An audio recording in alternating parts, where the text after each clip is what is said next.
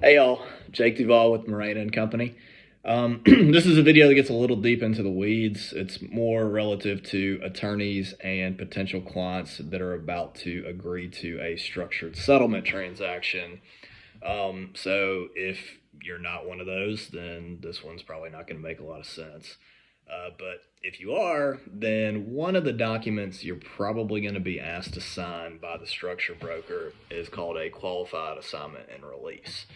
And in order to understand what a qualified assignment and release is and why you need to sign it, I think it's helpful to give you a refresher about structured settlements as a whole. So when people say structured settlement, usually the first thought is that it's an annuity. Well, actually, it doesn't become an annuity until the very end of the process.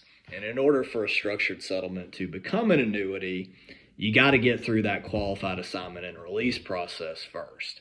Because what a structured settlement effectively is the defendant insurance company or the defendant themselves, instead of paying you a lump sum, they're offering to pay you some of or all of that money in the future.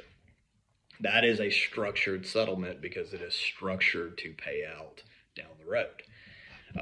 That is at its whole what it is. Now, what happens is there is a life insurance company that will come along and say, hey, defendant, instead of you guys paying this in the future, why don't you cut us a check and we will take on that responsibility as a life insurance company because that's what we do. We issue annuity contracts.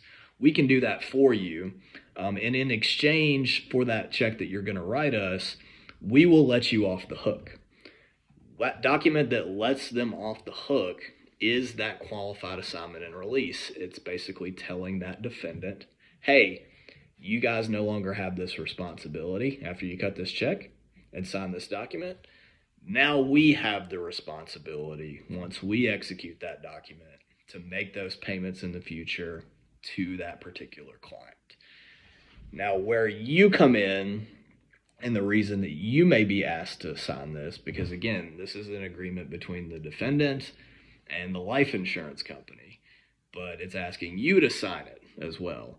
The reason you're signing it is so that you acknowledge and that you understand that the defendant's no longer responsible, right? That the responsible party is going to be that life insurance company who's going to eventually issue you an annuity contract, which is going to guarantee those payments. Again, a little bit of a complicated document, but it's important because you're asking to sign something that acknowledges that you understand what's going on.